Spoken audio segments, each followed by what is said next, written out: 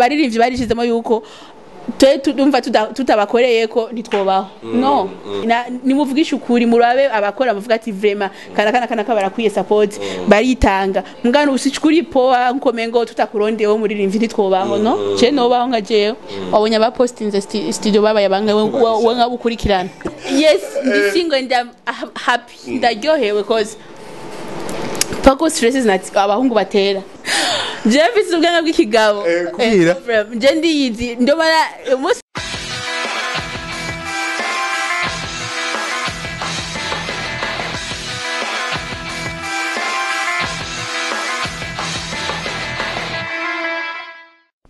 Yes, 1 2 bakunzi ba Isaac TV aho muri hose reka mbandanye kubashimira ndabifuriza amahoro y'Imana bane namwe aho muri hose aho muherere hose kose muhingo itandukanye kwisi abari muri karantine ati mwihangane no kuri nakundi Imana riko bizohera ndazi ko ari bihe bigoye cyane bya coronavirus tubandanye tuyutsa n'abarundi yuko kwikingira ni vyiza cyane twirinde kuramukanya twirinde bijya byose byo tuma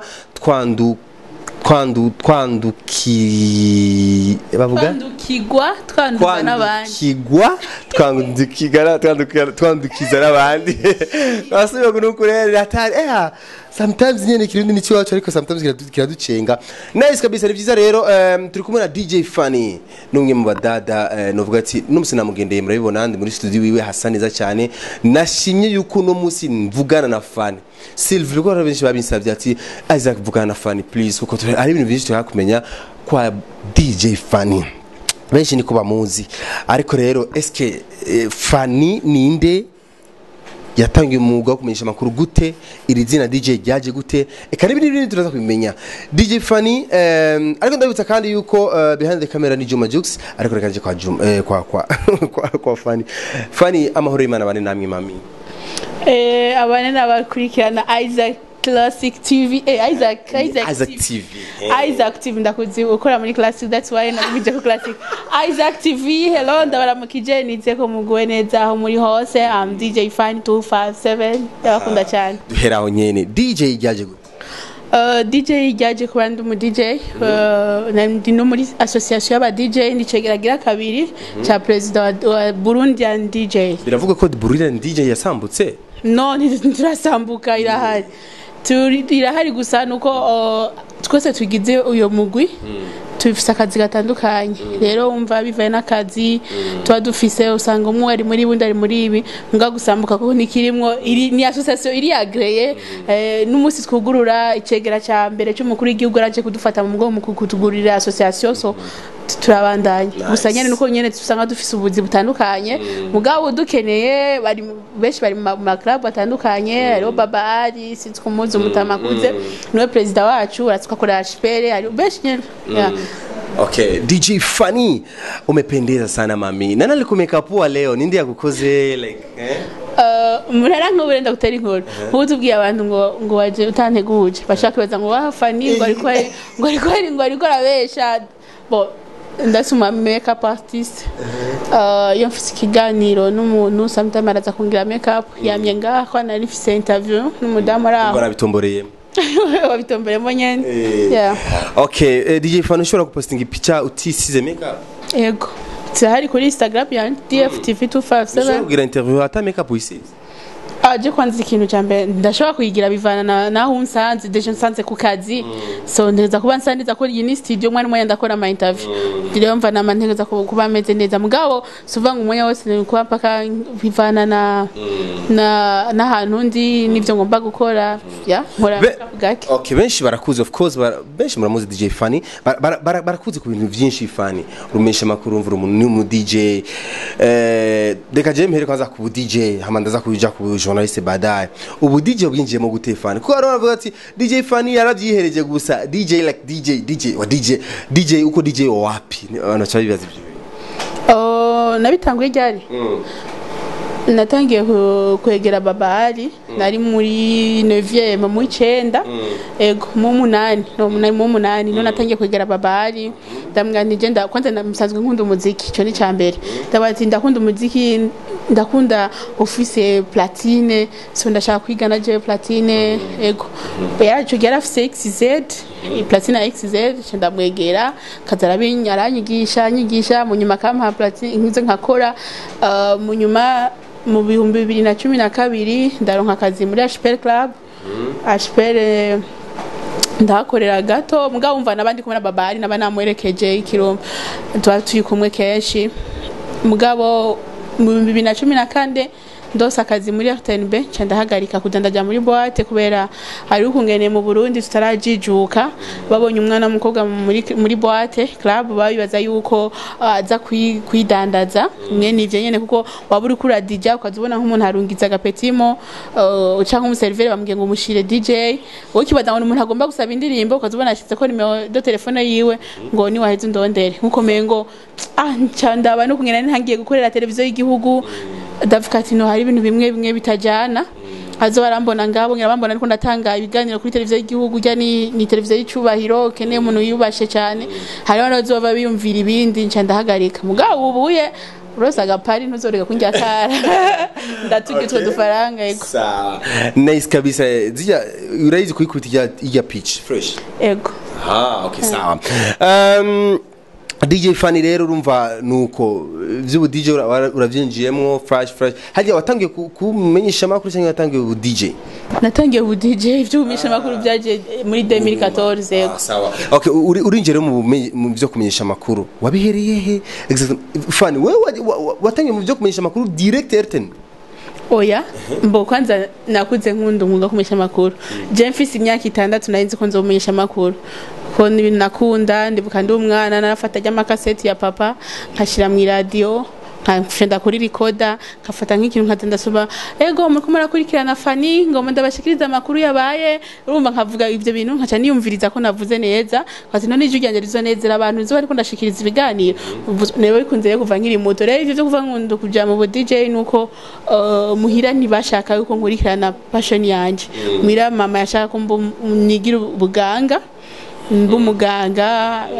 ashira nige psychology akanshira mu bintu byinshi nyene by'ikiganga mugabo je ntiyari passion yanje that's why nigena ndamwemerera naguma ngerageza uburyo bwose mu nyuma niho nafata decision ko nari maze gukura ndavuga ni no je ni mundeke nigira ivyo nshaka yego cyane ga telecommunication okay sawa urinjiye mu mwuga kumenyesha makuru urumukobwa abakobwa bahura n'ibibazo byinshi Fanny utuntu challenge maze guhura natwo twakugoye cyane Fanny nutuhe ibibazo wahuye nabivuga sinzovyibagira nk'umwana w'umukobwa nuko gusa ko kutubaha umuntu mu kazi bibaza ko mengo ngo hari akazi kagenwa abakobwa n'akazi kagenwa abahungu je nje kintu kimbabaza ndamenya yuko ahantu hose abakobwa dushoboye ushobora kumva ko navuza no muri boîte mureke ni passion niyo hajya turakorera amafaranga kandi ubu uri kurakora ikintu ukunda nta kintu kiryoshe nko gukora ikintu ukunda ntukora ikintu uko wabonye Isaac yagikoze kora ikintu ari passion yawe so je umuziki ni passion yanje rero uyu umuntu akambwira ngo ibintu ngo umuntu akoragira ngo ni urumva ngo uri umukobwa ngo nibigize ivyo bintu birambabaza kandi biranci intege ego mugabo nice kabisa tubise yuko DJ Fanny rero numwe mu bamenyesha makuru batanga ama interview of course umukeneye araguha ikiganiro fresh mukayaga ariko rero bimwe mu bibazo birakunda kugaruka cyane je no musi rero shaka ndamustress gato shaka ndamugore gato ndamukoroge gato mu mutwe kugira atwishire muri kutubazo tumwe benshi baba bifuza kumenya ku bantu nk'aba ariko kumbure batabuzi DJ Fanny uravyibusha ufise biro bingahe kugeza kuri no mwanya actually biro ufise je ntavyo nzi sinigera nipimisha cause narigeze kuja muri jeune nkakora ibintu byo bitungurusumu sinzi n'ibindi bintu bari bampaye nshiremwo nkaza ndabinywa mu gatondo nkaca ngenda ku ishuri ntagize tugenda ari muri kaminuza cyangwa ku ishuri hama ngarutse saa sita simfungure saa 10 nkajya utuntu dukenya nk'isalade ikoze igaragara mva ishu nuzenya ibintu nyene biri by'isalade nyene bitagiramwo mbona n'indimu ego mwijoro nkacanywa nk'igikombe ca TVR iki basi mu nyuma nyene ndavura ndamenyera ndabireka byose nkazanigira uwo munsi rero bana narahatswe gufa mu nzu ntangira naryamye mu ijoro ntangira kuva ifuro kugira numva mengo ndiko ndazungurika bankwe kwa muganga docteur akwanza kompima ba yarashika arampima cyangwa ati okay banza mumuzanira amata anwa banzaniye amata inguvusha ziragaruka nta muti ndategwa mama arashavura cyane arambwiye we wa mwana uzokwiyica n'ibiki bunini n'ibintu by'iwacu byo mu muryango rabaye banyo kwanyura abatwebwe abiki ivyo uri nuko babigirira iki aho kugwanya uko kuvyibuha yes ngiye kwipimisha ariko sanga nongeye ko 4 kilo urumva iyo misi nigwaje ntabwo gupfa nongeye ko 4 kilo unaciye mvuga ati no ndahevye ayi imana izoshaka ngarukiye naho nyene kandi ntacyo bimbwiwe n'unganye ntibundemeye naho nakuze nkina tennis kandi ari mvyibushe na mini federation nationale kuri entente sportive umva ni ibintu nyene menyereye nakuzuko fana cyo mutuntu twinshi cyane nawe n'umudansezi kuri centre jeune bose naratavye muziki muri The World Gangster nibuka ko twatahukanye na Tamba 2009 nongeye 2009 nari muri narakita mu muziki mbona nakuze nyene nkundu tuntu twinshi okay ego mugabo turi anseke y'umuziki cyane haravuzwe amajambo nyene sinzi ko aragashavu kanyu nyene aba DJ ko na uri no mu ba DJ murashika haru murahagarika ngo nta muziki muri uzosubira kuvuzwa hari habaye kifani ni karagashavu k'aba DJ gihe twaza guhamba umugore wa Iverson DJ wo muri Le Cristal barabuze muri imvye numwe ego kuki imagine umugore wo mu DJ yakitaba Imana ujya mu DJ akeneye soutien yacu yakisutie y'abaririmbyi mugabo harabuze n'umuririmbyi numwe ashika mu kumuherekeza kujya gufubura umva aho umuntu aba ari mu bibazo bikomeye akabura n'umuntu numwe aza kumufasha kumugira iki urumva rero iyo ngingo yarabandanyije guhagarika yuko atamuziki kandi uzosubira kuvuga yari shavu kandi sinzi umuntu yari kwadukamira two turabiganya nta na kamera yari hari two turabiganya sinzi rero umuntu yoba yari pemberi acafata ama image akavuga ngo nta muziki umuntu uzoza yari shavu mugabo je kuri no mwanya ndamaze kubatahura nta muntu nzovuga ngo nashavuriye umurundi cause umurundi ngo muririmbye umurundi namushavuriye kwa niko bimereye so we focusing na mambo yako na wenyewe wayacu na yawawe okay sawa reka tujye kutubazo ku gato to ku mustressa fani ne tubazo juste dukunda bazagombere utubazo turi ande review musazo mukora fani ikibazo canje cyambere kubera ko udakunda vie privée yawe yuko wibazwa nimba ibibazo fana dakunda ntakunda umuntu amubaza ibibazo bya private life why sindabikunda kubera kira muntu arakubwira ngo kuwe kutararongogwa numva bingeze ahantu ari ikibazo bakira no bakora mu Facebook live bakunda kubikuba nico kibazo kiguma kigaruka nta mushira ufise ubu no kandi sivuga ngo mpaka umuntu acija mu rukundo icambere cyo jewe ndi umuntu wa mbere nzi yuko live ali stress ya ikintu cyambere gitera stress mugiye sometimes uhuye n'umuhungu mutavyumva komwe ko je abahungu keshi nakunda kuronga azabumva ngo ko kazi ngukora ngo kira muntu ngashaguma kubona ngo ndo like that ngo noshaka ngo turondera kandi kazi wokora umpindure passion yawe kubera ujina mwane mutama inzira yakuzanye ugorora iyo nyene turakoze kuko wari wamenye kantombera mugabo shagunda kazi so rero imva nkacavuga ati no reka ndabihebe mugakira muntu fani uzongwa ryari fani nawe canumva ariko bikura uranyiza mu buzima ntashaka so je nkene umbaza kazi tu nabindi urumva ko bitera stress umuntu aguma kubaza barabizi kuko nibaza yuko urukundo ntiruhishwa igenda ari mu rukundo na Mariam Jaisina bose mwari mubizi sivyo none mwarabibona ko je ndi umuntu wa mbere nkunze sinihisha nkunze nderekana ko rero nta oya Fanny I'm single and I like to be single nta nivyo nshaka okay Fanny muna kwandika message cyo mu block direct n'umuntu abakwandiki si nkunda umuntu nyandikira ubudev nubuki ubudev ni kirundi bo si nkunda umuntu urana umuntu akwandikiye sali nawe uramwishuye sali uraho ego wiriwe gute neza uri hehe nitsindakuzi uri kurambaza uri mu biro ujeje kumperereza yondi uri ukora ntabasha kiyago urumva abariko arakrekia si ibibazo byo kubaza umuntu uye ibibazo byagutyoye ibibazo biti bicume ngo bikubira gutisha we koroka kuri points bite ni sawa urakomego so je ndikana kana nifuza ibintu sawa okay birakunda cyangwa we yanibikunda izo nizo mice zigeze mbwa pa no okay fani uraciye mwibara kwibara barasatwa ibara abakobwa bicaye nka bane bose batwengera imwe what you think Tanakim bararyohewe kumbona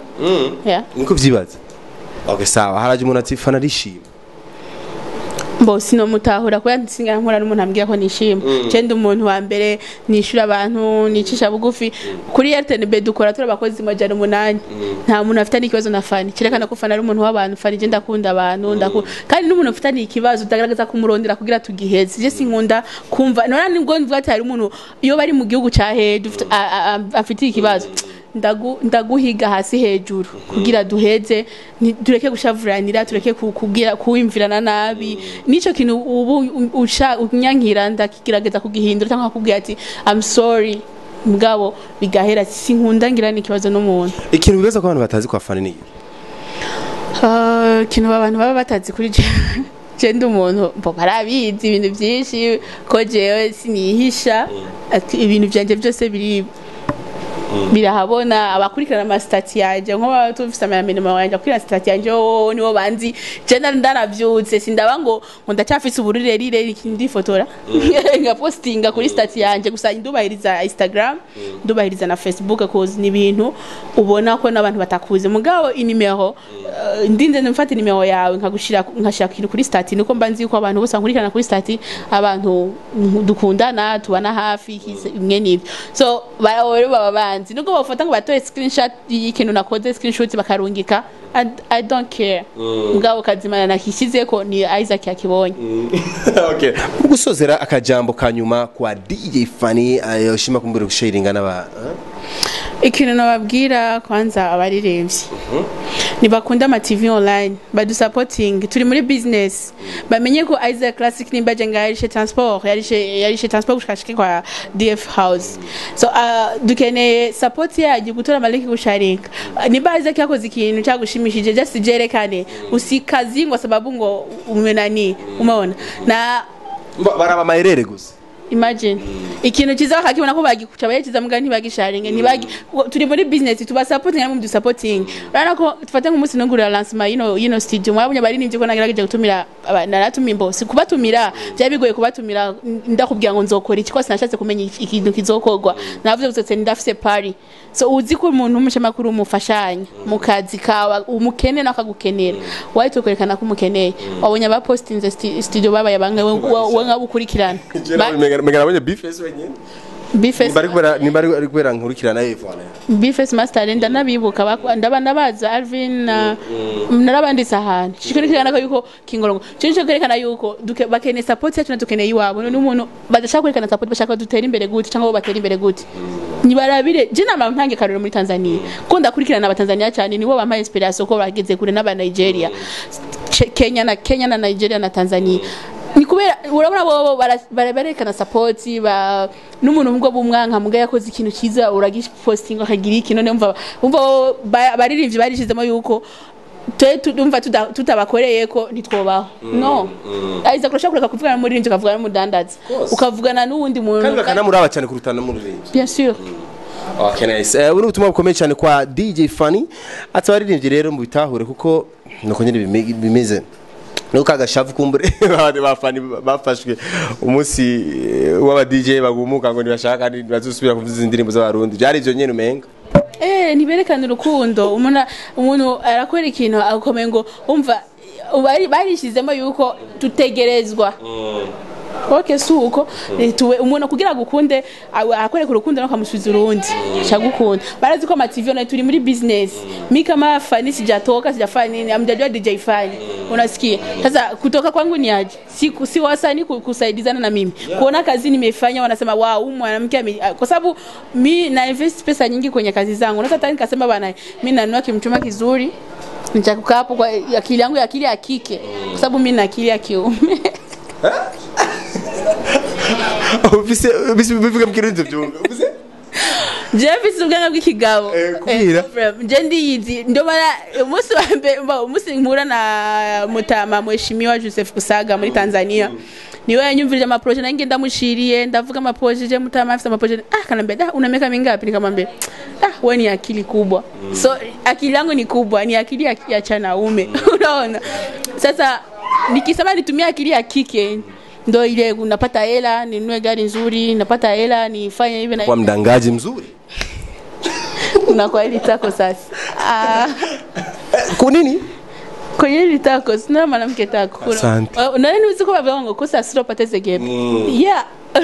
mugabo wese shaka bikora nkeneye gukora ibintu biteza imbere igihugu canje nkeneye gukora ibintu ndi fier gushikana n'umusinzopfa bazavuga ati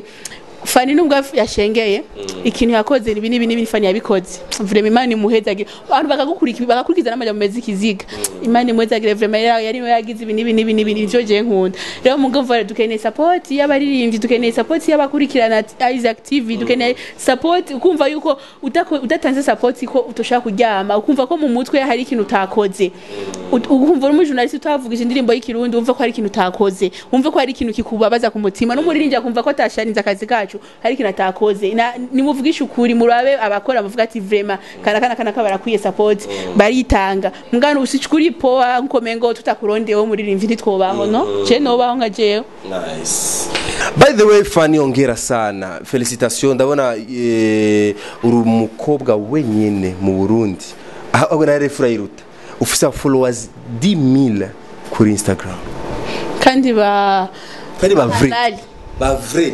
vrai bahalali ko natanguye kuri 1 2 3 ndaja kuri 2000 3000 uko nyene gushikuna kuje 10k I'm so happy ndashimiye mwese mu followinga umwaka wabaye ndemo gukurikirana Fani umwaka wabaye mwizi wawe ni 2020 haru ibintu baze gucama uyu mwaka wa 2020 mbona nturanashikana kure turacyari mu kwa kane icyambere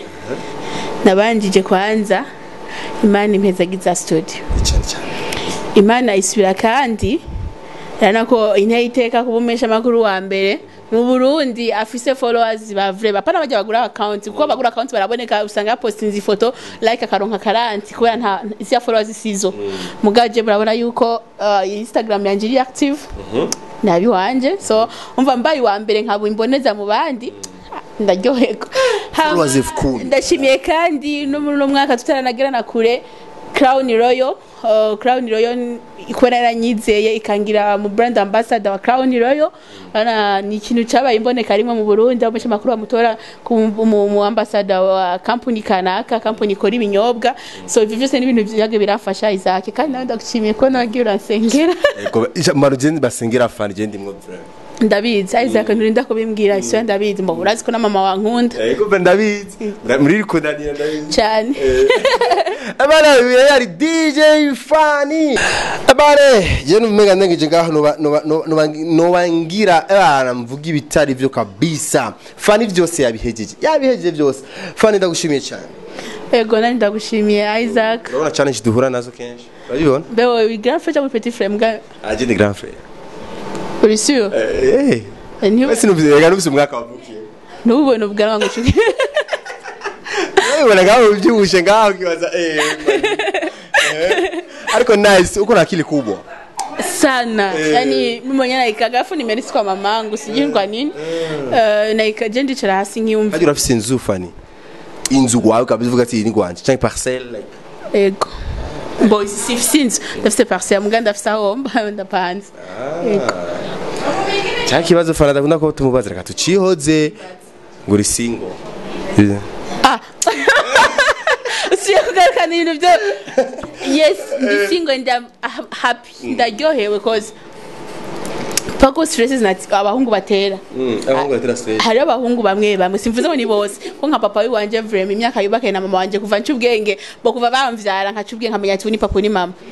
n'abantu bibaye mu mahoro sinigira mva bashwana sinigira mva bagirana ibibazo sinzaza mu gazantera ubwo Abana twari DJ Fani merci beaucoup gira subscribe like na share my name is Isaac Classic behind the camera ni Juma Jux Fani mbona nanga live unantia ndikanda ufite Juma Jux mu cameraman Juma Jux sinzi Juma Jux mu cameraman mbona ari ugende uravuga Hai Juma. Okay bane, Loki nene chopa ilale, tunapiga Loki, story inaisha.